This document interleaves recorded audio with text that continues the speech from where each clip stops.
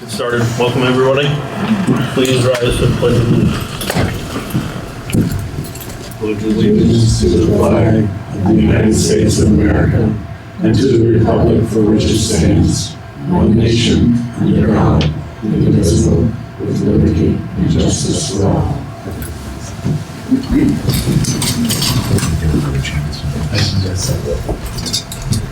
Does anybody have any additions to the agenda before we get started? I do. I have a little bit more information about the Emergency Capital Reserve Fund. Okay. I'd like to share. All right. So let's put that number 2 under old business. Emergency Capital Reserve Fund.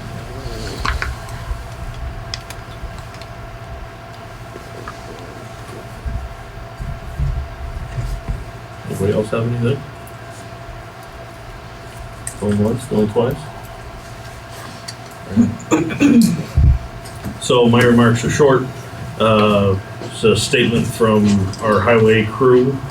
Highway crews are running into issues where homeowners have swept yard debris into public roadways. Please be aware that this is illegal to litter the roadways with leaves, sand, or other debris that is gathered during the winter months.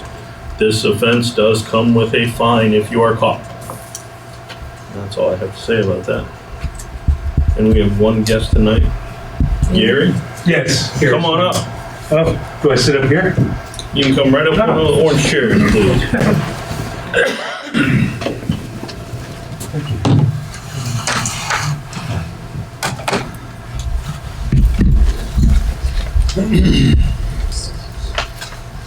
Gary's from Efficiency Vermont. He's the one that's kind of helping us through our process of taking a look at all the town buildings and seeing what we can do to save money in the long run. So, go ahead, Gary. Okay. I'm here really to respond to questions. I guess I'll start off by saying I was brought into, I think somebody in this room had a question about the energy use in this building. There had been an audit done. I think Michelle took the next step and contacted Farnham Cellulose Insulators to do an audit of the building insulation-wise. They work very closely with Efficiency Vermont and called us to come in and take another look at other things that they aren't as expert at, or as knowledgeable about, like lighting and the HVAC mechanical equipment. So that's how I became involved with this building in Vernon. I've been involved with the school for many years. That might be the only one, but I actually, believe it or not, Entergy, some of their buildings, we put an occupancy sensor in I think we saved them about 0.0000001% of their energy they use on a yearly basis, but they were definitely engaged with us. Anyway, back to the town hall. It looked like there was a pretty significant, I'll call it an opportunity for insulating in the attic. It's also a significant cost, which after I left, I also started taking a look at some of the equipment, the lighting, talk with Kevin a bit about some ways it controls keeps the building running in tip-top shape. Took a look at the mechanical equipment. Then just in leaving, I realized that there was probably, from what I could see in my experience in working with Efficiency Vermont for 10 years, is a lot of this equipment is probably getting to the point of either end of life or there's just so many more efficient technologies out there. Two big things is the lighting looks to be like it's way overlit for what you could probably get away with. I think there's a lot of opportunity there. So anyway, I just started realizing that it probably needed to be taken to another level. And without getting caught in the details of the different programs Efficiency Vermont supports and promotes, it's all kind of, we try to tune it to the needs of the customer in the building. So what it looks like, and kind of been really back to the response to somebody in this room that wants to know, a full-scale energy audit, like what's up. We have the ability, Efficiency Vermont, to provide engineers to come in and evaluate other components of the building, lighting and mechanical design. So I think Michelle received a quote today for a mechanical audit from John Penny. That type of engineering audit, our typical approach is to provide a cost share agreement, whereas we would pay 50% of the cost of that audit once it's completed. In this case, there'd probably be an arrangement where if you were to feel that some of the recommendations were something you could go forward with, it's possible that you get reimbursed on that total audit cost at some way down the line. It's very custom and there's nothing set in stone, but at the very least, 50% of the cost can be paid from Efficiency Vermont. And then I was in contact with a lighting designer who works out of Hampton, New Hampshire. He actually, most of the time, doesn't charge for his services.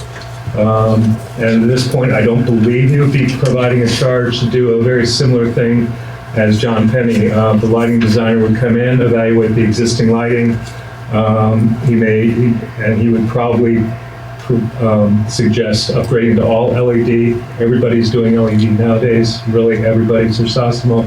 Everybody just Barrows. Everybody. There's nobody. Cost really. It's just what you do nowadays. So I could see in a room like this, there are 12 fixtures. He could probably come in and say, you could probably do LEDs with 9 fixtures, reposition, get equivalent amount of light, and save you so much electricity. So there are two proposals. Along with Farnham, you have the installation quote. The mechanical audit is up to discussion. I can give any feedback. I know it's not been much time to talk about it since you received it, but I can respond to that. Again, that would be a 50% buy-in from Efficiency Vermont. And then the lighting audit is really, if for any reason this designer does charge for services, it would be a similar cost share agreement. So at this point, I'm pretty confident it would be a cost-free element. So at the end of the day, what you have is you'll have the Farnham analysis, the mechanical analysis from John Penny, and the lighting analysis from the lighting designer, Scott Kimball. And that's pretty much all of your building systems. And backing up, this is a 1975 building, I think. 70. Okay. And so I noticed in terms of mechanical equipment, there's a 1975 air handling unit in the attic. It could go on for a while. I mean, I'm not trying to scare you and say this equipment is about to go. But end of life, mechanical equipment usually 25 years, systems like that. Really just honestly, from our point of view, we think of it as end of life. It's, and also the efficiency, even of just a standard unit that you can get, is going to be way more efficient right off the shelf, but also there's only so much of existing equipment's efficiency you can maintain. So there's been some drift over the years. That's something that John Penny, in his evaluation, he will provide you as his engineering best estimate of what you probably are using from that mechanical system. He will pretty much provide or suggest a redesign of the whole mechanical equipment. And you'll be left with this, like, okay, this is our building, and then that's up to you at the town to make choices of do you do it all at once? Do you do it like the low-hanging fruit, the quickest turnaround, or is there equipment that's really close to, really is ready to go? Are there other reasons for lighting might be, you may just feel like the quality, there may be non-energy reasons to do it. So, but you'll have a pretty much a template, to choose from, and all along that way, I will be working and advising and helping to give, there probably would be additional incentives from Efficiency Vermont for what you do in terms of actually doing any upgrades.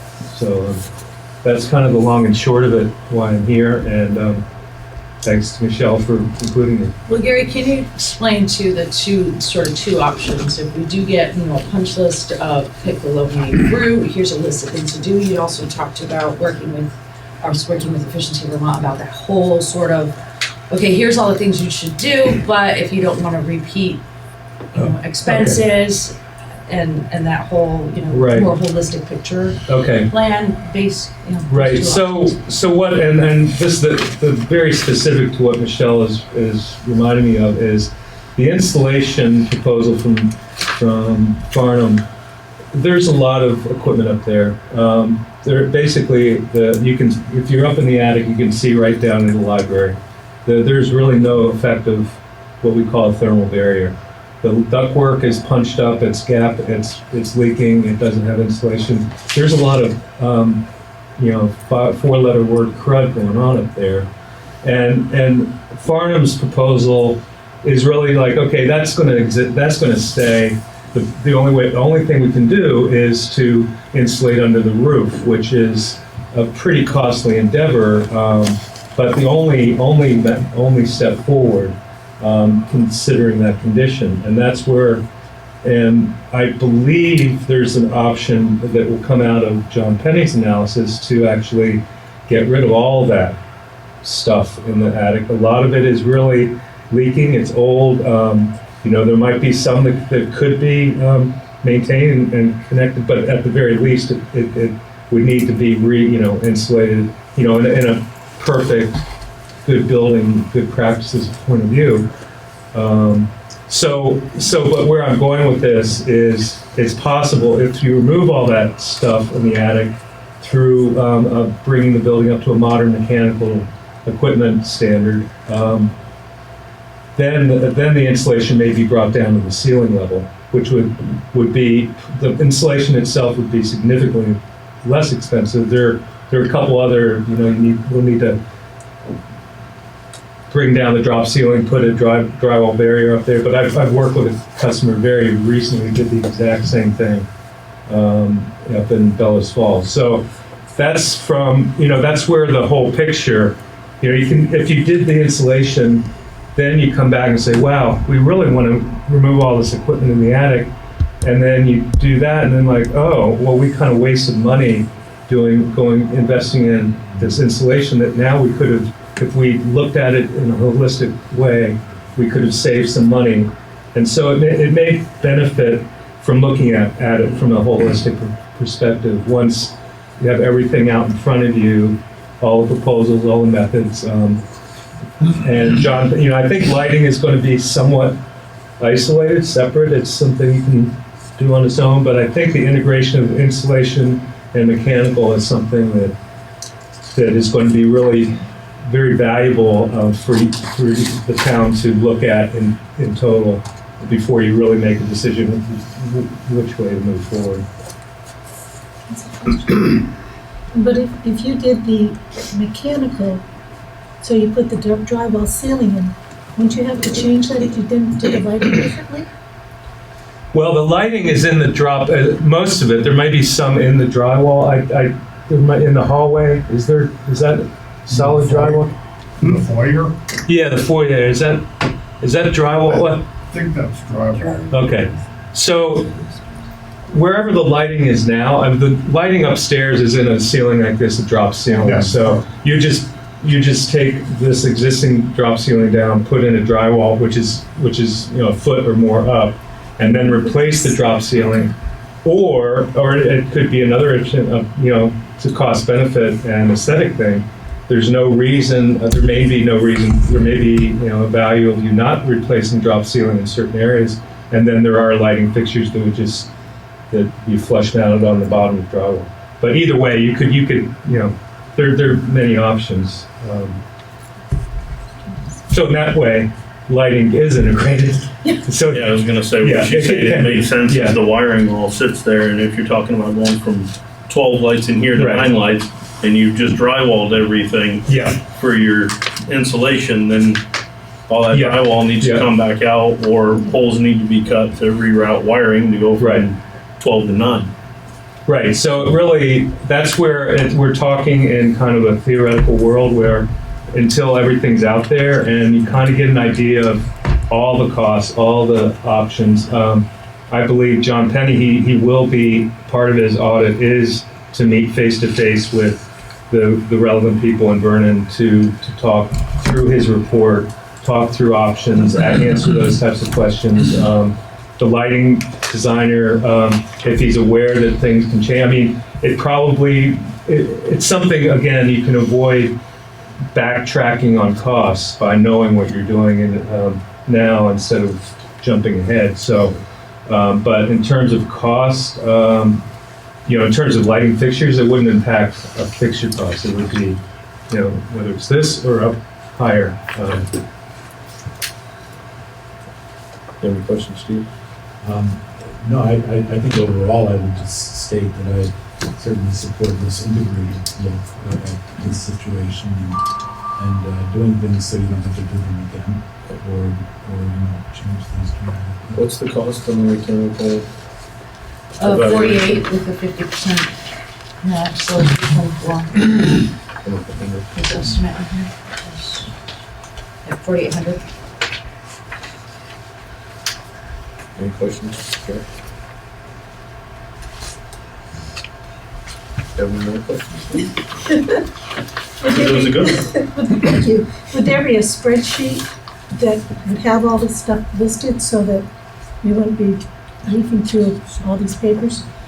What the general format of, as an example, John Penny's audit is an executive summary. It'll be a table of ECM's energy conservation measures. Some of them will be actually operational things that you could do without just like changing scheduling, whatever. I won't go into detail, but there could be low cost, no cost, then there could be a whole table of this is how much it costs, or this is the measure, this is the estimated cost. He does do very good engineering estimates of cost.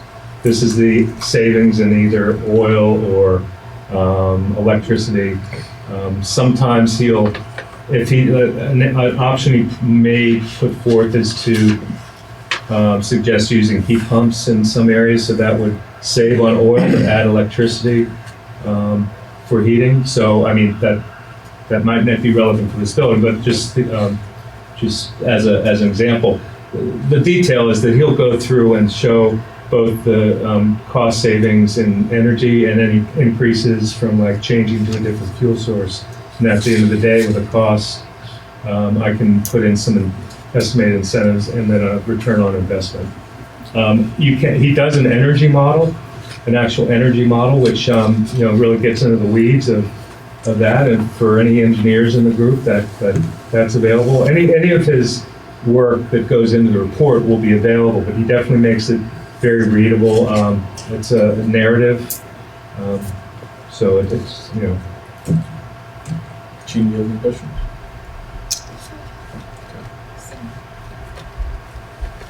May I ask you a question? I think this is great, but what I'm sitting here wondering about is the other buildings, like the town garage, for example, is a cinder block building with zero insulation in the walls. I don't know, it might be a little bit up in the ceiling. It goes through $20,000 worth of fuel in a year. Are we looking at that building too?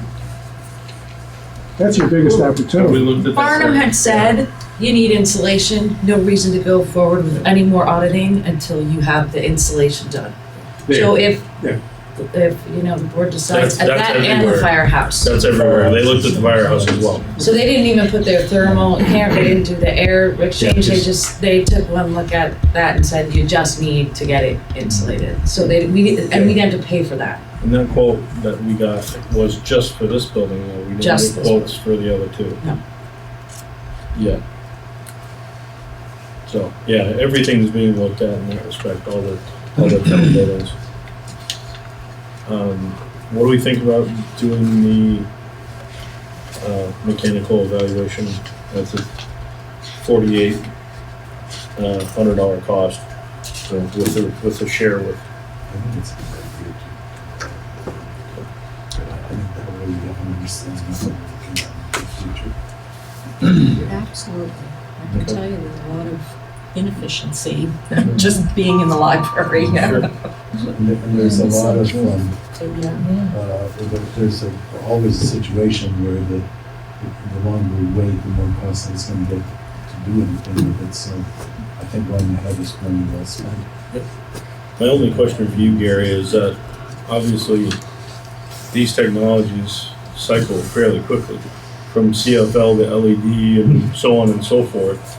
If we go forth upgrading LED, this year, I guess, do you have any magic 8-ball on the horizon if there's something better than LED coming out next? Well, my lighting experts, which are in Burlington, quote unquote, LED is it. Now, personally, I thought I heard, maybe it was fake news or something, that fiber optics, there could be some. Okay. But in terms of, in terms of the efficiency, LED itself has gone, just since in the past 5 years, has gone from, like us, I'll use the terms just to, because I don't know a better way to say it, 60 lumens per watt. Incandescent is something like 15 lumens per watt. A CFL is like maybe 25 to 30 lumens per watt. And now LED has gone up to well over 100. In fact, most certified have to be 100 or higher. And the theoretical limit is 200 lumens per watt. So it's just in the past 5 years, it's exponentially got more and more efficient, and the prices come down. Yep. The rebates from Efficiency Vermont are still pretty aggressive, but those two, it's all about cost and benefit. I think the next year or two, the rebates are there, but so the short answer is I am advised that there really isn't. The biggest change will be controls, lighting controls, and that's something that Scott Kimball, the lighting designer, could integrate into his design. If there's spaces that, like the library would probably be a great place for controls. It could be just, depending on the wiring, there could be areas that you don't need all those lights on all the time if there's just a few people over in this corner. So there could be controls to either dim down or shut off some lights until it's occupied. There are daylighting controls, all that stuff. So controls is the only thing I've been advised is going to be the big next step in lighting. And as LEDs themselves get more and more efficient, No, you're saying controls. Are you talking automated, or are you talking? Okay. Yeah, automated. It could be fixture or room mounted. It could also be some.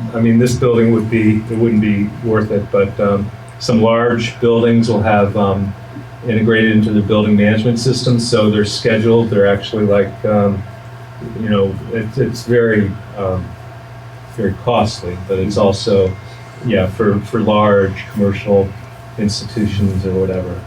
So these are, and some people have a concern about controls. It's typical. When they first came out, there were some glitches, but they're becoming much more ubiquitous. A lot of the glitches are eased out as long as the installer understands how to set them up, and it's not rocket science. I could probably set it up. It's just it's pretty, but most local electricians know how to do that.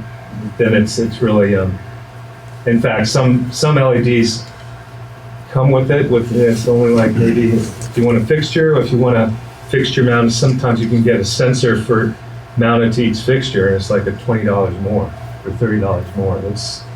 All the costs are coming down. So it really, though, is really, you don't want to invest in controls. Here, you probably, the lights are on and the lights are off. You wouldn't benefit from it.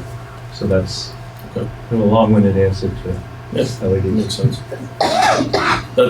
Was my biggest concern in jumping into something like this is that, we convert everything to LED, we spend all this money, and then 2 months later, there's something else out, and we're going, why did we just spend all this money? Yeah. No, I can relate. I waited 10 years to buy a cassette stereo, and it was 3 months later that CDs came out. I swear. I know. All right, so if we want to move forward with mechanical consulting, we need to make a motion to that effect. Mr. Chairman, I move that, I think we're looking at, is it 4765, is it the page? 4,800 is what I see. What page are you looking at again? Page, the second page of the letter, in the first paragraph. Oh, the letter, I'm sorry. The pennies, yeah. All right. I Was looking that at on the this one? efficiency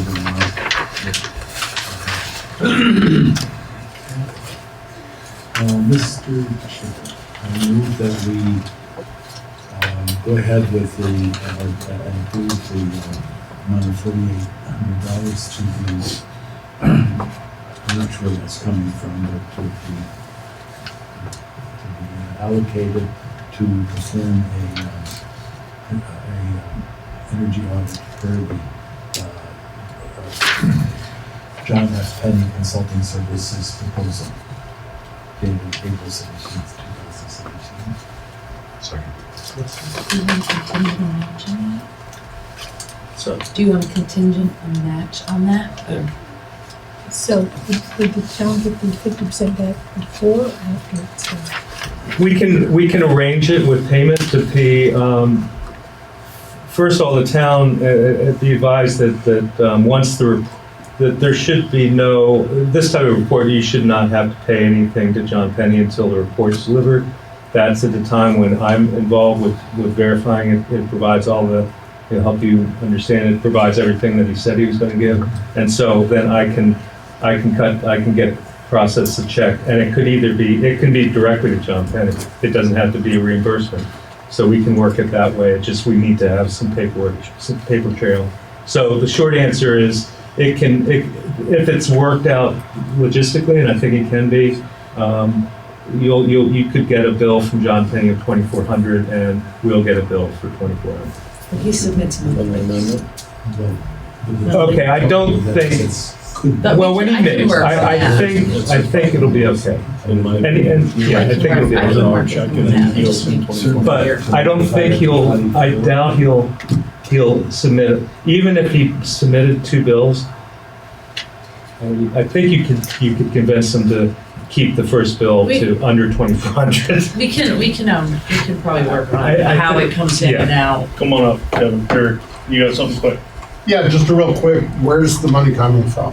Is it coming out of buildings and grounds, or where's the money for this audit? We haven't got there yet.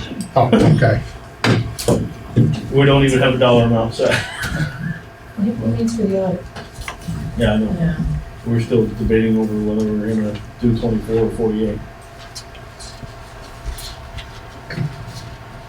Well, I mean, we whatever we need to do, efficiency or not, we can work with it. Just We have a fund for professional consulting services, don't we? That's We don't. what legal. That's What's that? Those are legal. Oh, it's solely for legal. Well, then I don't know. but It's solely for legal. That's for what I utilities. I I think it's even that made the specific. statement, but I'm not sure where it's coming from. I Yeah. don't know the budget that well, unfortunately. So do you want me to modify that to 2,400? Yeah. I would like to modify my motion to revise the 4,800 to 2,400. Cindy, you have an idea of where it should come from? I mean, we're all sitting here looking at the budget, but you know it better than us. There's a maintenance and repair on here in general expenses. Where are you? General expenses. Contract. Contract meetings and repairs. That's for like the computers when they come in to work on the computers and stuff like that. I'm not sure how much is expended out of that. Right, but I don't know how much is being expended out of I would assume. that. Yes, I don't have that information. Could I amend the motion to pursuant to our treasurer finding a place to take it? That's fine. Second year amendment. Just Um, add it to it. Can I The thing is that, a couple of people approached me since the last meeting, and they said that there was some talk at the last meeting about you taking and doing this out of the emergency capital reserve fund. And I don't know. No. I'm just telling you, a couple people told me, I did mention it to Michelle. The audit? No, not the audit, the work. I did For the men- building? Yeah. No, I did mention it to you in your office the other day, but anyway, I just wanted to clarify, since people have asked me that, that's not, that the emergency capital reserve fund is for emergency capital expenses. Yeah, I think. And there's also a stipulation in the emergency capital reserve fund, which has not been taken advantage of, but there is a stipulation in it that any money used out of that, of the principal, is to be paid back. So I just wanted to let you know that. This is a study that we're doing, not. Right. Yeah. I just wanted to, Whoever told you that misunderstood. I know why they misunderstood, because I Okay. remember the conversation, but they misunderstood. I just, a couple people approached me, so I just wanted to address that Yep. with you guys. Thank you. So your motion has been amended to Yes. an expenditure of $2,400 Yes. pursuant to our treasurer finding the account that it can come out of. And, yes. Okay. And I seconded Sandy's amendment. So we actually have Sandy's amendment. Just include the first, So and you then- just included in your motion as a friendly amendment. Mine, or- I mean, that's- Well, yeah, I think I might have even mentioned in the first motion that I didn't know what was coming. You did a phenomenal job, one way or No, I another. didn't really, I was just. Did you get it? As usual. So the motion is, we're gonna expend $2,400 for a mechanical consultation. Monies to be found by Cindy out of whatever account she wants to pull it out of, because that's what she gets paid for. And that's it. So can I get a second on that motion? Thank you. We have any other discussion regarding this godforsaken motion? I did specifically mention though that it was per this proposal, the penny. Yes, sir. Yes. I just have two comments. One is I'll send write up a cost share agreement sometime this week and send it. Do I address it to you, Michelle? Okay. The second is, did you find a map of this building or a plan? no, but I haven't had a chance to. Okay. The lighting, well, John Penny did want that. The lighting designer could probably do some of that work. He would really need to have it, so. Maybe If- Kevin and I could get together. Would you know where something like that is? For instance, mechanical? I think on the vault downstairs. Downstairs. If you have a lighting and mechanical plan, that would be great, but at the very least, a floor plan, both floors, that would be the second best, and otherwise, I'll be drawing on a napkin and sending it by I can old do fax. Okay. I'm sure one was created in this building because this is a modern building, Yeah. not something that Okay. came from the 1800s. So. Okay. All right, okay. Did you So we got a, send some type of report or anything? 'Cause- Did I? Yeah, from the work that you folks did? I didn't do any work yet. that's why he's here. I'm doing research and contacting people, but I didn't do anything. So the reports are coming, but I mean, if you want me to communicate to you via email, remind you to get this plan, and then I'll call the lighting designer and say we're still looking for it. And the thing is, it would be nice. I mean, just I don't want to take up too much time, but one other thing is just to, I mean, it's a no-cost thing, just to schedule a meeting with the lighting designer. He'll want to come to the building and take a walkthrough. So I think we can communicate via Yeah, email. coordinate with. Okay. All right, let's get this motion off the table. I think we've talked about it enough. So, everybody understands the motion now? Okay. All those in favor signify by saying aye. Aye. All those opposed? All right, motion carries. Thank you very much. Appreciate it. Open public comments, non-agenda items only, please. Come on up, please. I would just like to remind you and invite you, to the guided walk that is happening on April 28th to visit the black gum swamps in the town forest. As you know, there's an issue coming up again with the state wanting to designate these swamps as Class 1 wetlands in order to give them more protection, and it's been an issue in the past. So, and it's going to come before you again. So I hope that anybody who plans to discuss and consider and vote on those motions will come to visit the swamps if you're able to. And so it's April 28th from 5:30 to 7:30. It's going to be led by Bill Gunter, who is the Windham County Forester, Laura LaPierre, who's with the Vermont Department of Environmental Conservation. She's the Wetland Program Director. She will also be doing that public meeting on May the 8th with more information about what this classification means and doesn't mean.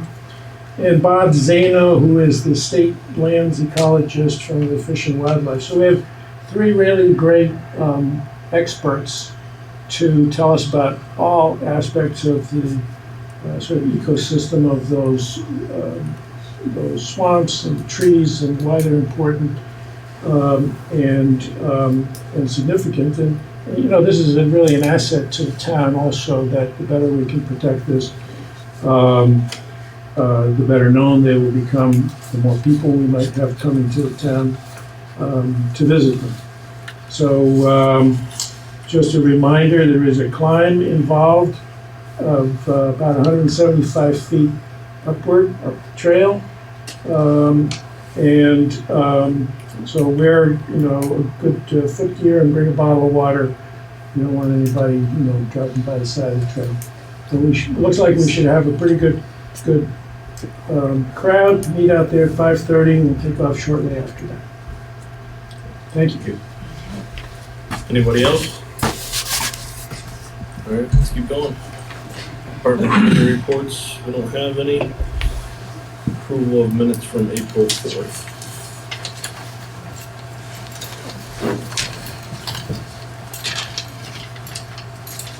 Mr. Chairman, I'm going to approve the minutes as written.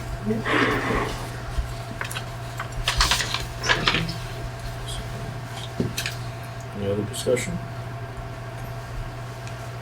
All those in favor of approving the minutes as written for April 4th, say aye. Aye. Those opposed? So, Mr. Clerk, Yes, Mr. Chairman, I move the Select Board approve the payment of the following warrants.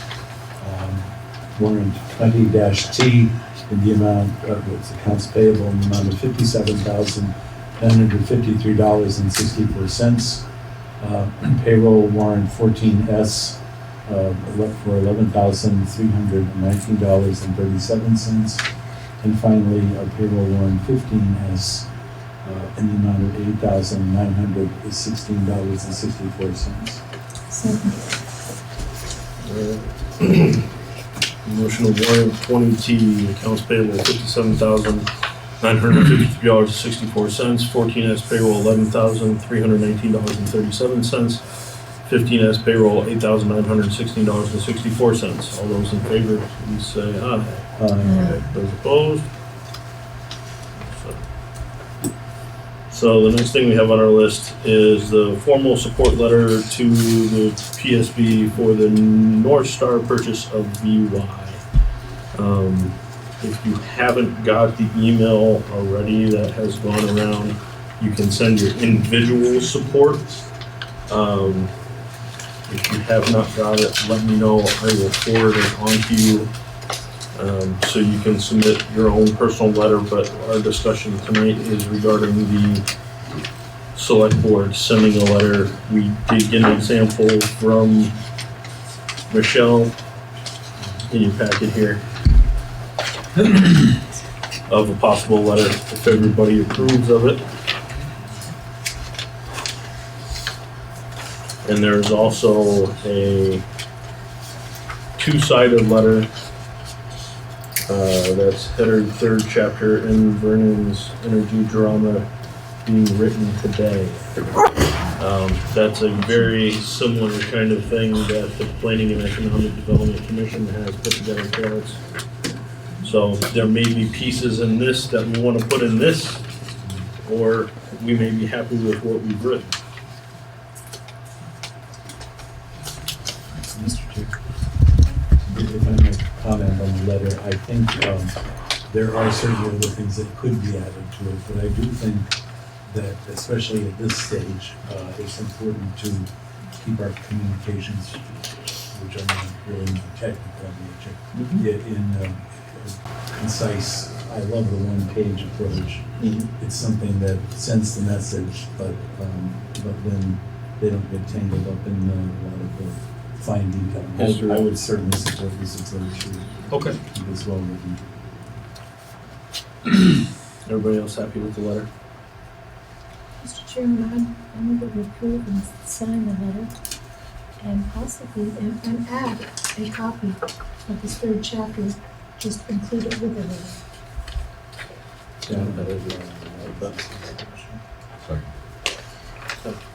So moved and seconded to submit our formal support of the Northstar purchase of VY through this letter, attaching this letter from our planning committee as well.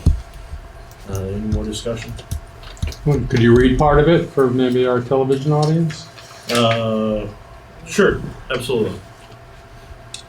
So this is responded to, I don't know if it's a case number or what they call it, it's joint petition 8880, joint petition of Northstar Decommissioning Holdings LLC, Northstar Nuclear Decommissioning Company LLC, Northstar Group Services Incorporated, LVI Parent Corporation, Northstar Group Holdings LLC, Energy, Nuclear Vermont Investment Company LLC, and Entergy Nuclear Operations Incorporated.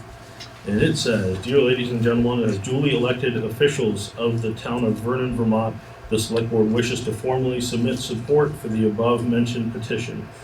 As a community faced with the challenge of moving forward in the wake of Vernon, Vermont Yankees closure, residents are optimistic that reuse of this property will be beneficial. The Planning and Economic Development Commission has diligently studied scenarios that would dovetail with Vernon's strong agricultural and electric generation history. Additionally, board members have met with Northstar executives, researched past projects, and are confident in the company's ability to complete the decommissioning of Vermont Yankees site and their willingness to work with the community to ensure the best interests of Vernon and Vermont are satisfied.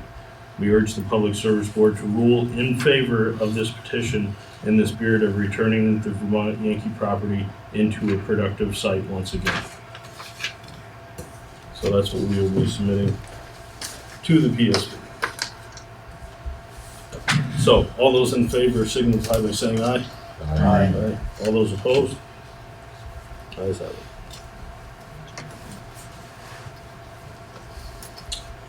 Scheduled July 4th regular select board meeting. We didn't figure we'd run into this. We only changed it to Tuesdays, but here we are running into a holiday.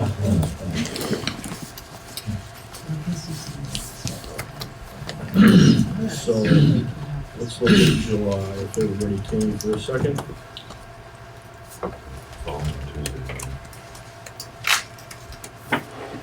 So our meetings would be the 4th and the 18th, so we need to determine a different day for that first week.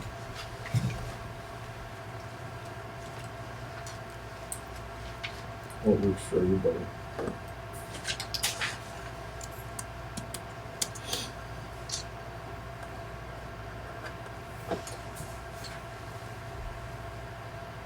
I don't have any conflicts.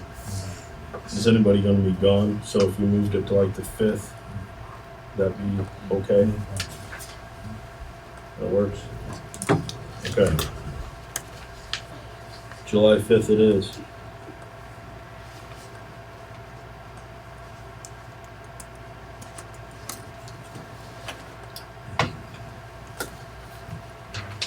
And get all your signatures on that. So July 5th, same times. 6:30 till we're done.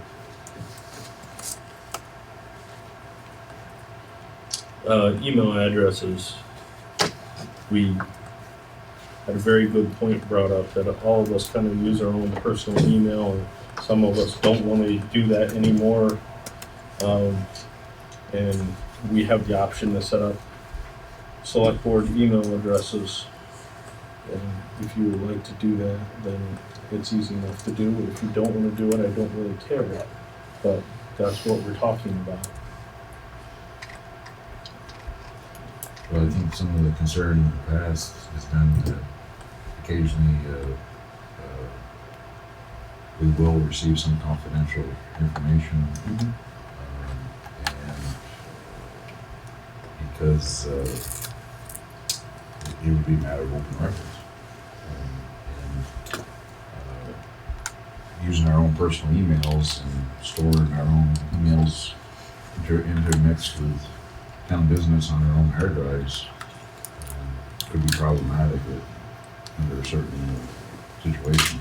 A little Clinton-esque even. She can get away with storing it on her server.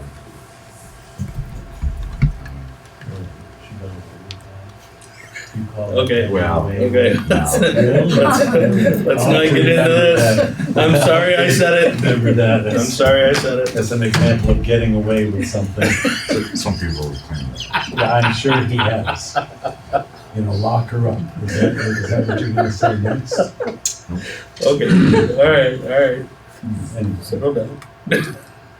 So I do agree. That makes a lot of sense. I- What's your thoughts? I Steve? agree, and I actually signed up for one already. I think I did. The only thing is I signed up for it, but I don't know if, I gotta make sure I link it in here. Isn't that fun? But I actually did go on and, well, I'll talk to you tomorrow about it. It's not, yes, I support it. So we're the holdouts. We'll go for it. Yeah, I'll say right. it. Remember, town employees have strange email addresses. Yeah. I think Gmail and Comcast and Vermont.org. So, I think those are, Yeah. And I guess that's the other piece of it too, is if we want our town employees to be on that same idea where everybody has a standardized email address and we're not at Hotmail and at Yahoo and at all the different things that, when you try to send an email to the town clerk and the town treasurer, everybody's at something different. Well, having gone through the discovery process myself in my former job, I can tell you it is awful. And this was with my, plan account, not with my personal account. And so I can tell you that that's why I quickly took advantage of what Michelle had offered, because it's not a place that's very comfortable to be in. And I can't say that I'm really high. It's not that so much. It's just waiting for the lawyers and the Attorney General's office and all that stuff. It can be really miserable. They put you in a position of thinking that you're guilty before you even get out of the room. so that email would also be the one that the public would access you with. Sure. Send you It would that. change because right now all of our current contact information is whatever your email address was. Well, mine, So, I'm using a Yeah. town one for Yeah. the public, but you guys all got my work one, so okay, I stay with that, but you gotcha. could change it all. Where you'll be changing addresses anyways, then you can change mine, select board one to the town one, then, yeah. It isn't really like personalized. No, it's a little harder to, like, you're talking about accessing it, there's no like app or anything for Sovereignnet, so it's a little more cumbersome. Yeah, it You're is. not readily right there knowing that you got emails. Web-based. And that's why I've never switched over to it, because Yeah. I really don't have the patience for it. Yeah, that's why. well, I'll find out if there's. What if that's what it is? There is, because Tim gets it on his phone. Yep. How can you have a little conference? Here. And here we have Comcast, right, we're using Comcast. Yes, That's we're why using I- Comcast and we're using Silvernet as our internet provider. But I'm assuming Silvernet has the vernonbt.org map through them. Well, I personally think that we should, everybody else is, it sounds to me like there's a majority of the town officers at least that have this already, and that's why I thought it would be good for me to sign that. Because I do have Comcast now, the stuff I did in that sometimes. So the folks that are within the town office that don't have that now are going to have to understand how to forward their current email address to the new email address, and I have a feeling that not everyone is gonna understand and know how to do that easily.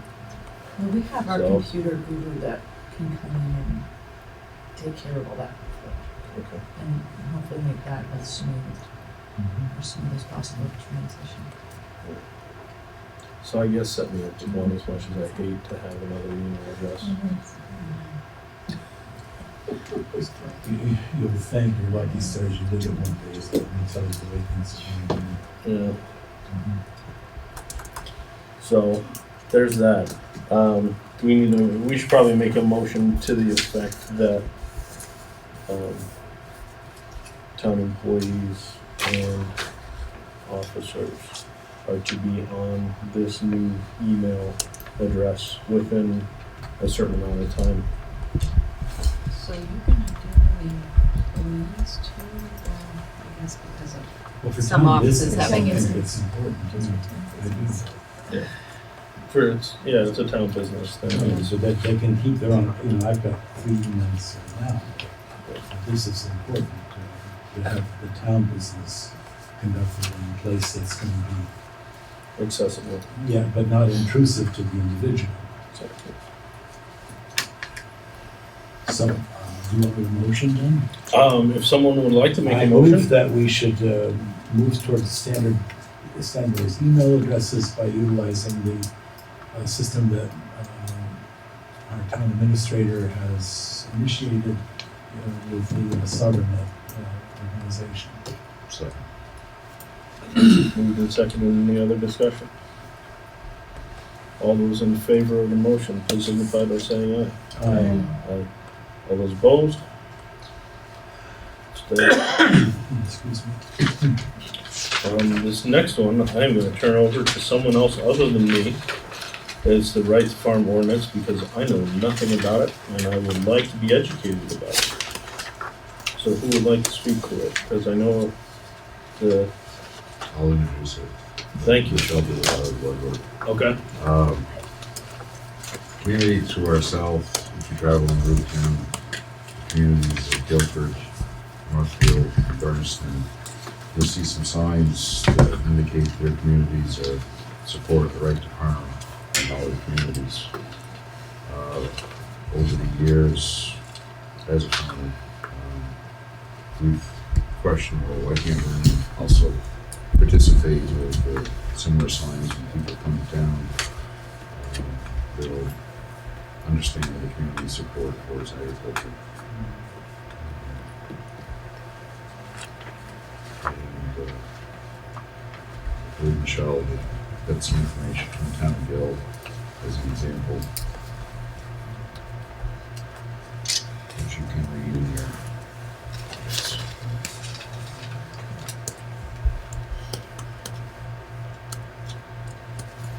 What is the goal of this ordinance without me reading it all through? Because honestly, I haven't yet. Well, the idea, which I'll briefly go on, the ordinance encourages the pursuit of agriculture, promotes agriculture-based economic opportunities, and protects farmlands within the town by allowing agricultural uses and related activities to function with minimal conflict with abutters and town agencies.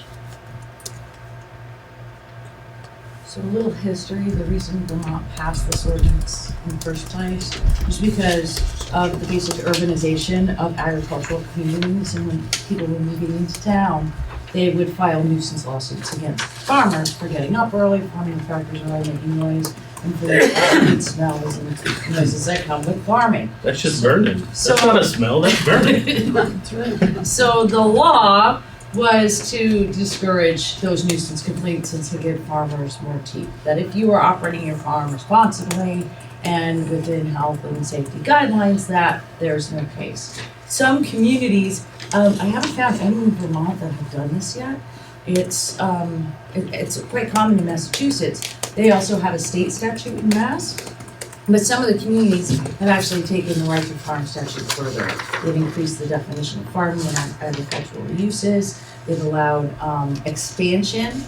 Actually, I think Vermont has allowed expansion and modernization of farms so that you don't have to keep doing what you were doing when you need to. You can actually improve your operations and take advantage of new technology, and they can't use that as an excuse to sue you for a nuisance claim. So the local ordinances really just take the state one and just take it further. Do we need an ordinance? If it's a law, do we not then have the sign anyway that we support it? Or do we need an ordinance to say what the law says? Do you need one? No. And is it a law, is it an ordinance, or is it, because in here it says by law and it also says ordinance, so it's kind of confusing. Oh, is the town of Gale? Yeah, I don't know how their town is I set. believe they have zoning there too. because in section 4 it says when 30 days after this bylaw becomes effective, and then it's called an ordinance. So that's just a little confusing.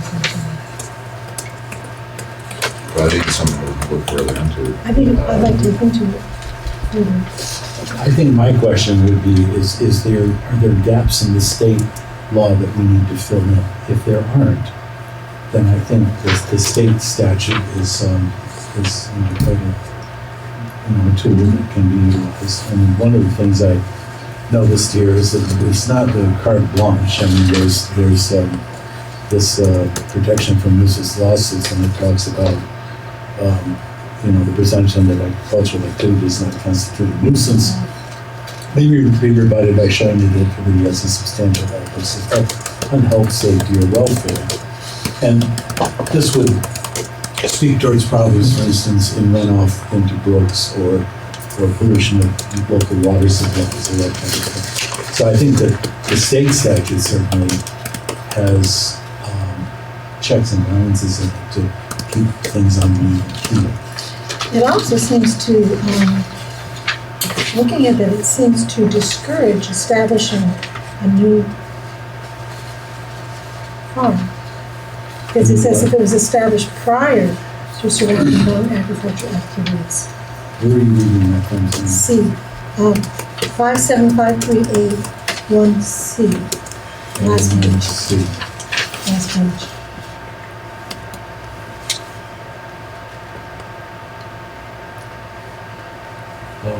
So maybe we should look into doing one. I mean, essentially what C indicates is that if the farm was there before neighbors moved in, that, in other words, when you move into a certain area, you should be aware of what you're getting yourself into. And not after the fact, when you move in next to a farm, oh geez, it smells a lot, I'm gonna sue 'em. That was an established operation before. I think what Sandy's saying is that, does that discourage the establishment of new farms in a semi-residential area? So if I want to start a farm on Lily Pond Road and I want to buy all of Bruce's land in the back and his farm and have my house and start putting pigs behind everybody's place on Lily Pond Road, You won't be protected because you weren't established prior to the residential. yeah, and I think that's what she's saying is, do we want to? I mean, you can, but you're subject to Yeah. conflict with residential. Sure, absolutely. But I think that's what she was getting at, is that, do we want to limit ourselves to Well, that? I think that we would want to consult how far we can go beyond what the state statute allows, or in contradiction to the state statute. I don't know, that's an interesting question to pose, because the statute does seem, in fact, focus on pre-existing things, but,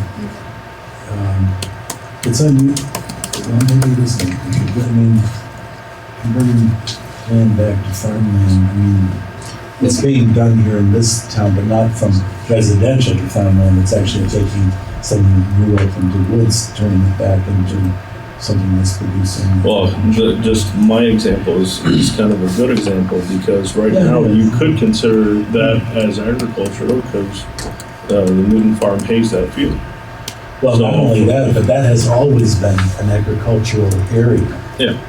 And the houses were built on it after it became given up for. So if I in fact wanted to put a big pig farm right behind everybody, Yeah. I'm not without that's not. Is this what not you're, my are you rights. dropping a heavy hand? No. That way, Not at all. I'm I'm just- uprising at the next meeting. Yeah, no.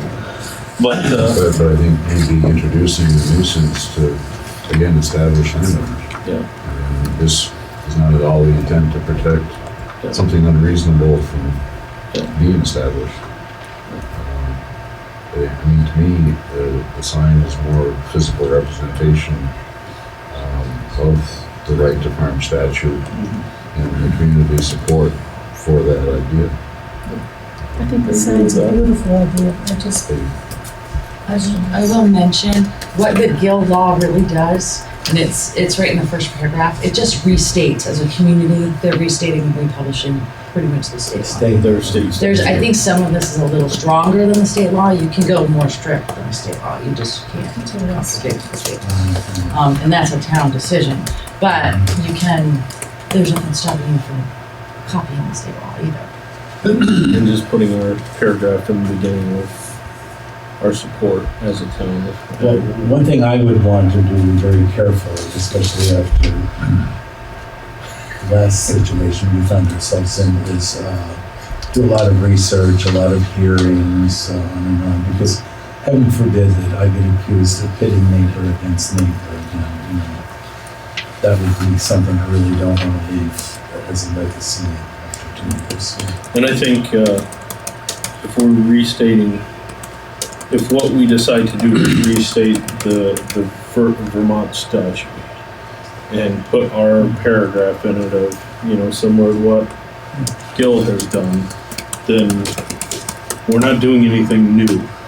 It's not out of the ordinary. It is, Vermont statute anyway. If we look at it deeper and we decide we want to add some more protection for, our farmers around the area, then so be it. But, it could be as simple as, like Michelle said, restating what the statutes are for the state of Vermont, putting our paragraph in the beginning of it. Then there can be no major uproar because it's nothing but Vermont statute.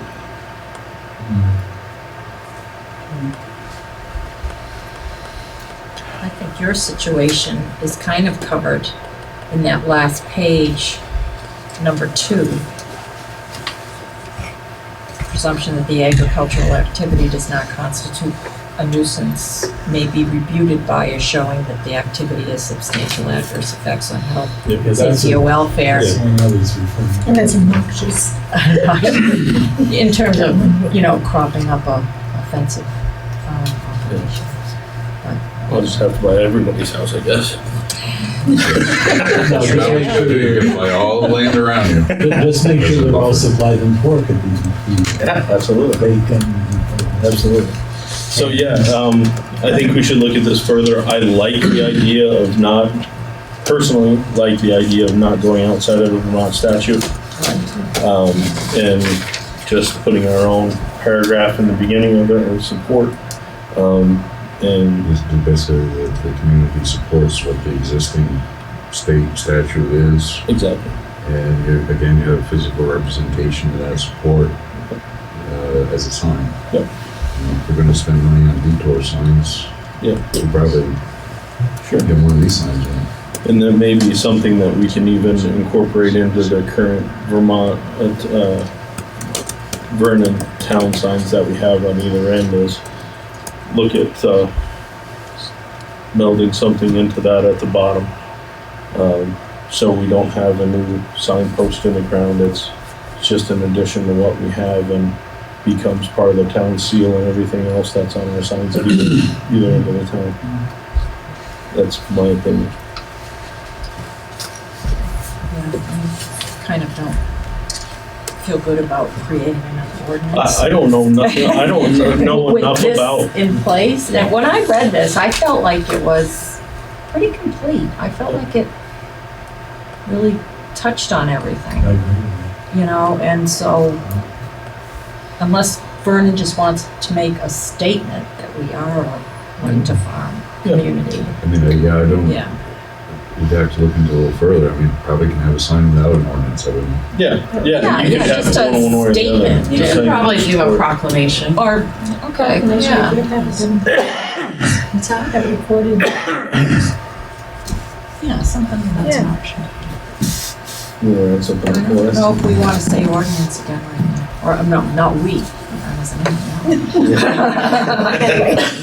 Sure you were at town meeting. Not only that, but ordinances have to be, constantly watched. Yeah.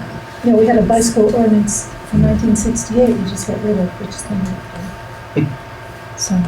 Wait, a bicycle ordinance? it was put into effect in 1968, and it wasn't until after 2000 that we got rid of it. And the road required lights and. Oh, yeah, and required having it licensed at the police department. Well, I remember getting a license for my bicycle, but I do think, we don't need to touch on that now. We'll talk about bicycles at some point. No, someday someone's gonna get killed out here, sadly, and then we're all gonna be worried about the bicycle. Because So that's a let's- place where you can die. Let's put that on our agenda for next meeting to look at a proclamation that Michelle will craft for us. And then maybe get a few estimates on adding on to our current signage. Yes. I'd like to see what those other signs say in other communities. Oh, I What was- they're I've never saying. slowed down enough to, You need to start slowing down. I will. There's I'll actually. take a picture. Okay. Well, that's a good idea. Actually, I kind of like the, if we're allowed to use it, which I don't know that we are, but if we're allowed to use it, I kind of like the seal that's on here. Is it smooth? On the state Yeah, statute. that's kind of cool. That's the National National. Agricultural Law Center. No. I'm gonna guess no. He's I like big it. time. I'm in marketing, I like it. Really, do we have to get into a fight with the lawyers? Do a contest. No. That's actually kind of a cool idea. We could do a contest. Design a right to farm sign. To farm logo. Well, either that or we could just add a cow to We the could also foreground in design the a town seal. town seal. That would fix it, wouldn't it? Black and white would be all right. And a gold seal, black seal. No ducks, however. Alright, let's move on to our first item of old business, which is our police inventory, which has been just sitting there for We're ready. forever, and we need to do something with it. And we went through the shed, Michelle, Kevin, and I, last week. Was it last week? I think so. I think it was last week. It was after the snow melted. There is a ton of garbage out there, and a ton of old cases that are empty, and then there are a handful of things that we could possibly sell, from breathalyzers to radar guns to spotting scopes and a variety of other different things. Most of it's old, most of it's garbage, and I don't know how much, it's has any value at this point because it's been sitting in a non-climate controlled shed for 3 years. But we need to decide what we want to do with it. There's also, within the safe in this building, in the basement, there are several shotguns, pistols, ammunition. I think that's it. And there's a bunch of expired pepper spray within the safe downstairs. So as I was looking through it, and I'll start the conversation because I had to look through it. Didn't have to, I chose to. The expired stuff, I think we ought to just get rid of, in some way, shape, or form. And then, see, we had, I always want to call him Dick, but I don't think his name is Richard. Richard McNary come, and he did an assessment on the firearms today because he is an FFL dealer in town. Did he leave you something, or is he gonna get us something? I don't have estimates on the guns yet, but I do have 3 options on how we can Let's hear it. get rid of them. One of This is them the is, guns specifically. yes, and he's offered to do something with the ammo and the scopes too, but, so his 3 options on getting rid of the guns is either on consignment. So if we just give him the guns to sell, he'll put them online, put them out there, and he typically takes 40% of what he sells them for, but he would take only 25 from the town. And he did say he'd be willing to limit the purchase of those guns to Vernon residents only for like the first 90 days. So if we wanted to do internal advertising in town to give local people a chance to buy them first, he would be willing to do that. The second one is we could sell them outright to him. Just, he'll give us a price for the whole lot, he'll take them, and then he'll sell them, and we're done. That's it. And they even offer to purchase the ammunition and the scopes. And then the third option is that we could auction them off. So if you wanted to have a day here where people could come and bid on the guns, he would be willing to facilitate that with his FFL for a charge of $35 per transfer, but that would probably be borne by the purchaser. The firearms. Well, if he does that, is there any other costs for him outside of his transfer? Do we still have to pay him a consignment at that point? For the or is it- auction? For the auction. It's just $35, see you later, bye. And that's done by I like that idea, personally. Well, weren't we told that if we sell them, we bear the liability if something happens with them?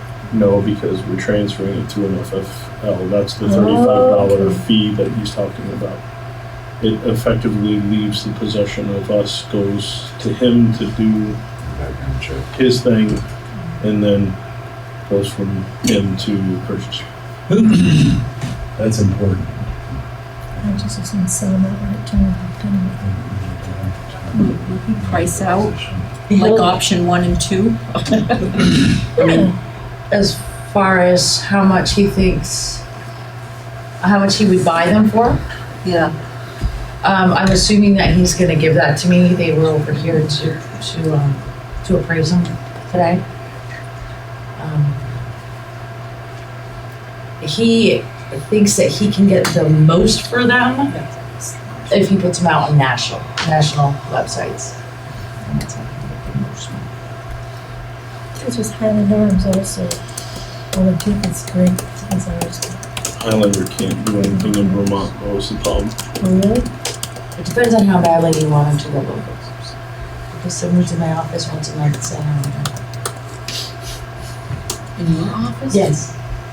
They have been all year long. Everybody knows that they're there. And, you know, I think that's been the general feeling that I've heard from people as well, is that the residents of Vermont that have paid for these through their tax money and that kind of thing kind of want, of Vernon, kind of want the first swing at these when they come up for sale, which I don't disagree with. I do agree with that line of thinking. But it sounds like in his couple different options that he's given us, we have that availability. Whether we give them to him on consignment, he says the first 90 days are Vernon residents only, then you got 90 days to take care of business, and if you don't do it, sorry, had your chance. Be first come, first served. We sell them to him outright, they're his, he can do whatever he wants. And the auction, I think is cool just because I like auctions. But that's just me. At an auction, is there, how do you know you're not selling it to a felon or something? That's what his $35 transfer fee is for. But if you just know that if you put them out with that 90-day thing and one person sees it in the paper that lives in Vernon, they can buy them all immediately. Yeah, absolutely. Because it'll be first come, whoever gives them that money first is gonna get the gun.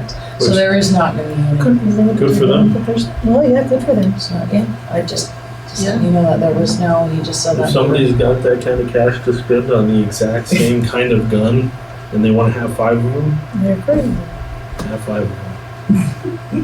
Thank you very much. Just- Send me the check. Did you need a motion of some sort? No, I think we need to find out from him Fine tune that. what he is going to offer us to just do a buy for him, and then we can kind of gauge on what our take would be on consignment at a 25% whack, and see what that would come out to be. Do you want me to include, the ammunition in this, there's quite a bit There is a lot of ammunition in that. That's good. in the Safe. stores. Should be. Where were you looking at the other stuff? What shed is it? The metal shed that Oh, used to be the the preschool preschools. shed? Yeah, everything sits out there.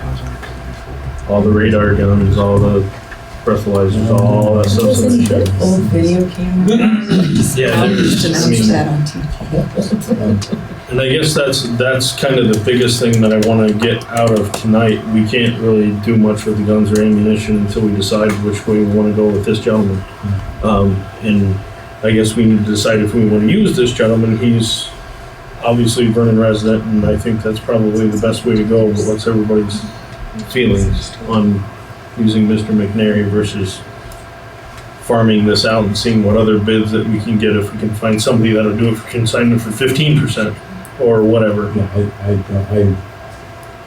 given my critique of the situation, I have to be careful about what I say. This should be back in here yelling at me about that too. But at any rate, yes. We want to stick with our firm. I think we should. I agree. Yes. I agree. I just wanted to. And again, let Vernon residents have the first crack or purchasing.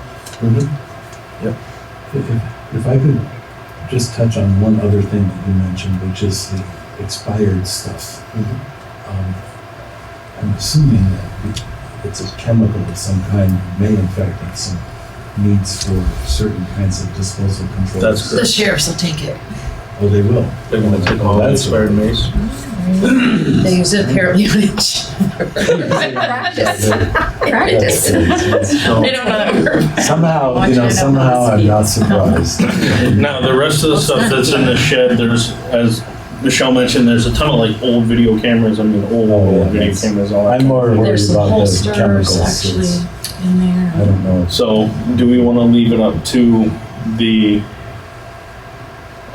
eyes of Kevin and Michelle to go through that, throw out what's useless and expired, and gather up the things that we think we can make money on, such as the radar guns and the breathalyzers and that kind of thing, and Yeah, do an just- inventory of what's good. And then just list it maybe with really good cities and towns or something and see if anything else. Killington is interested in coming down and looking. I already know that. They've asked, so. Because we listed it with VLCT before. What's that? We listed it with VLCT. Oh, and there was no interest? Well, we sold the night vision. Those were sold. And like I said, Killington is Yeah. interested in coming and rummaging through the shed and see what's there. I think that you'd be better to use one of the sheriff deputies to go in with you. They don't want anything. No, just in terms of giving you some idea of this is so Yeah. old, get rid of it. They won't do.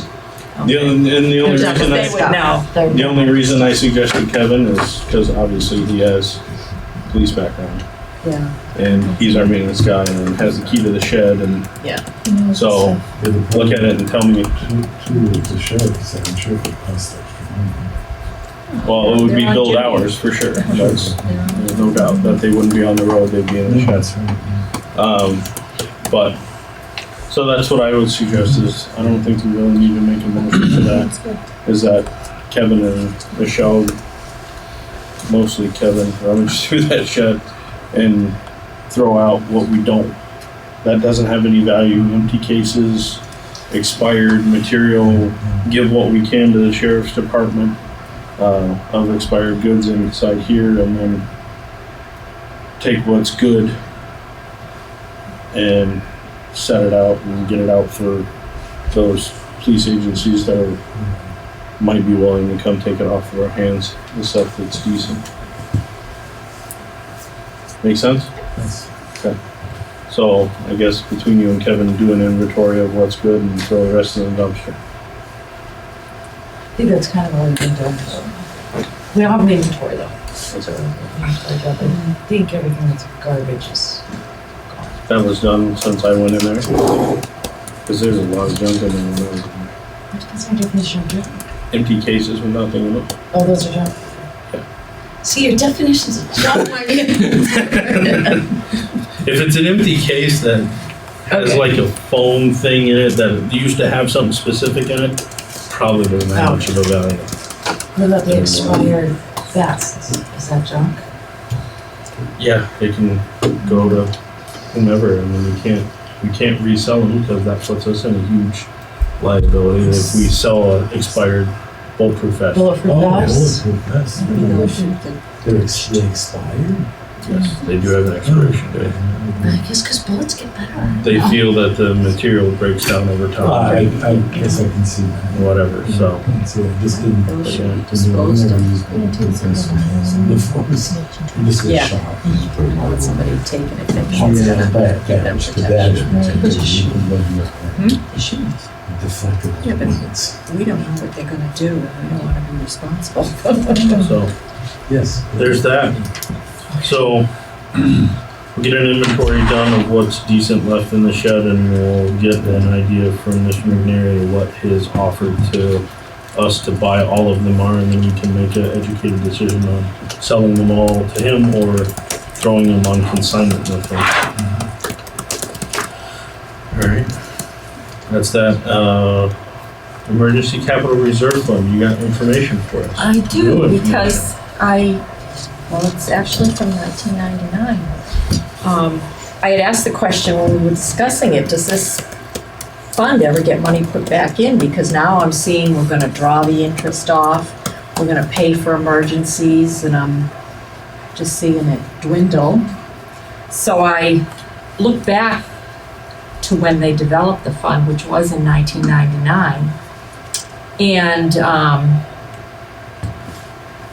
and this is what it said in the administration of the emergency fund, emergency capital reserve fund along, but the whole capital plan stuff is in here too. So it says the emergency replacement of items valued at less than $10,000 shall be from the respective department's operating budget. If expenditures are authorized by the select board, then the said board shall introduce an article at the next annual town meeting to replenish the fund for the emergency expenditure. If the expenditure is greater than $100,000, then the replenishment may be completed over several years at the pleasure of the town voters. This will minimize the financial impact of the emergency purchases.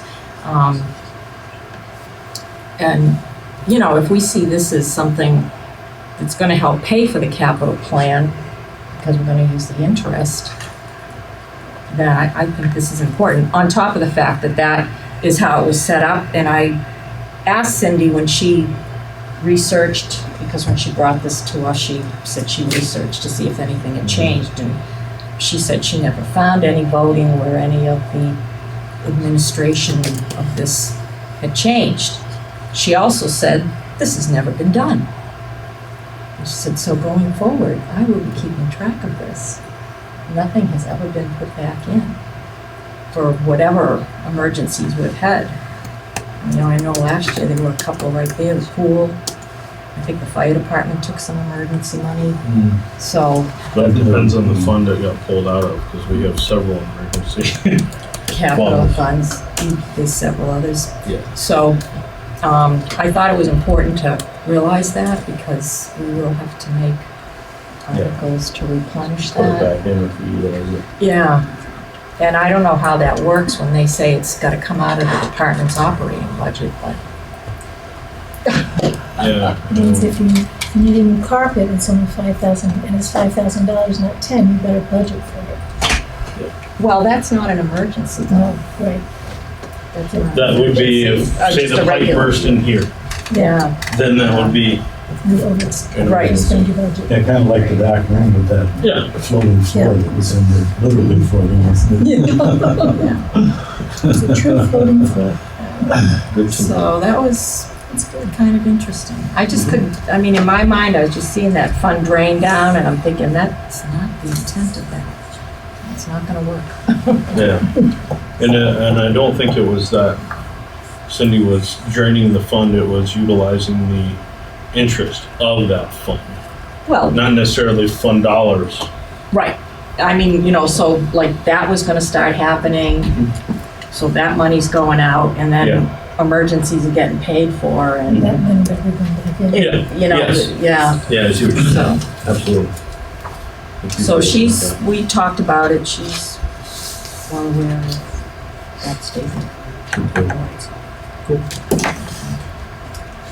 Public participation agenda items only. Nothing. Correspondence? You have anything? Aside what you have in your packets, I did receive an email from Kate O'Connor, I think it forwarded to everybody, that the meeting with the NRC and Endicott will be on May 25th from 6 to 9 p.m. They don't know where it's going to be yet, but as soon as they do, it'll be in the Broadway area, that's all I know. There is, let's see, the Vermont Urban and Community Forestry Program is hosting their second annual Vermont Arbor Day Conference on May 4th at the Vermont College of Fine Arts in Montpelier. I received updated study results on the meeting summaries regarding the Trans-Canada Relicensing Project, and the updates were pretty much focused on the EL, and I forwarded the whole kit and caboodle to you. I do have the cover letter if anybody wants to read it, but they're all like 100-something pages, so we don't usually print those out. Okay, and we did receive the notification of the revised post-shutdown decommissioning activities from Northstar. Everybody has what they need on that one, because that was another big thing. And then the BLCT is looking for a representative to the Downtown Development Board. If anybody is interested in that, please let me know. And that's all the correspondence. The only other thing I would just at least bring to the surface here is, I think Good contacted me about First Light and the potential for,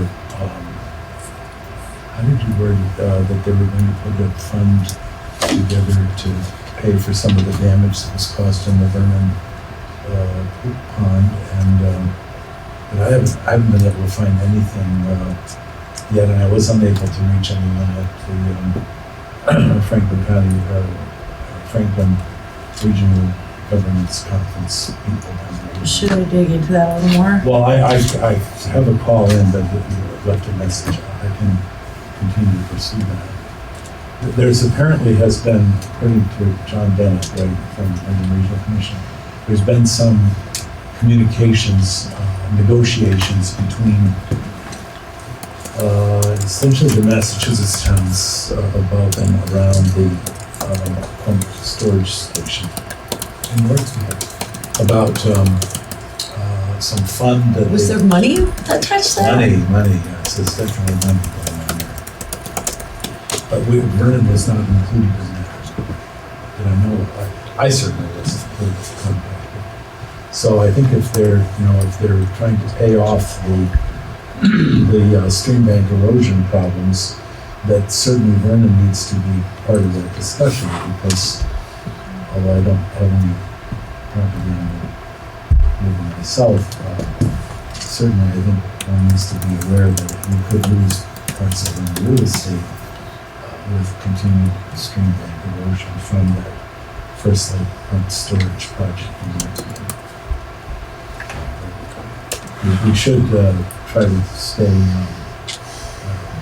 active in that area. We don't want permanent change. Absolutely.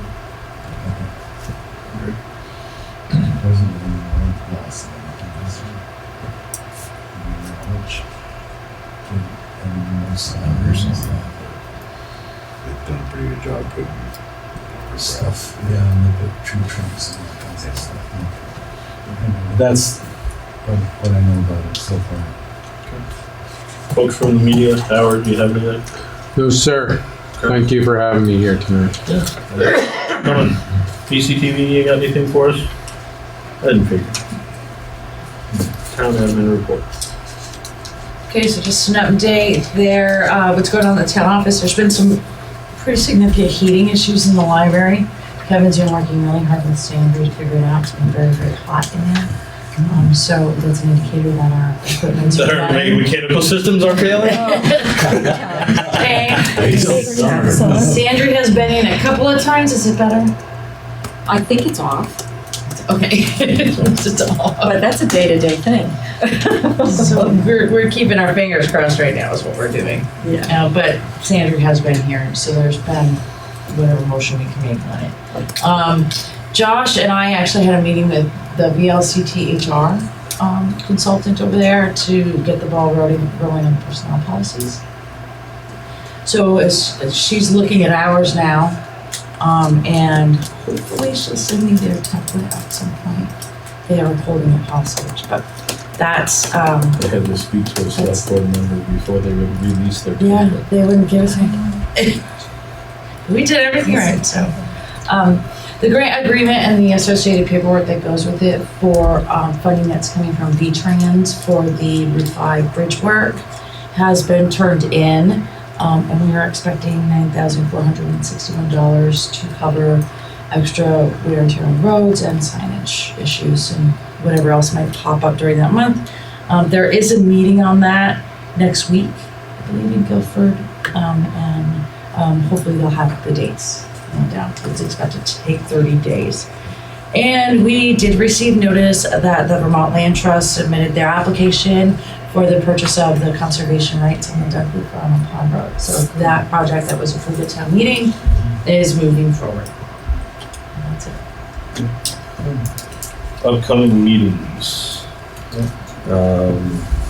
First one, Great River Hydro, New England Dam relicensing April 20th at the Westminster Institute at 6:30. Hiking tour of the Black Gum Swamp, which Mr. Langveld spoke to us about, April 28th, 5:30 to 7:30. Our next regular meeting is going to be Tuesday, May 2nd at 6:30. And then the Black Gum / Wetlands meeting will happen on Monday, May 8th, right here in the select board room at 6 p.m. Can I have one more like that? Sure. On May 12th, there's an economic development forum for town leaders at the Putney Firehouse. I believe that's at 10 a.m. Can you send out an email about that? Yep. If you have it? Yep. Yep, it's 10 to noon. I just got the email today because the link wasn't working. So she resent it. All right, that's it. Someone want to make a motion to adjourn? Second. Adjourn.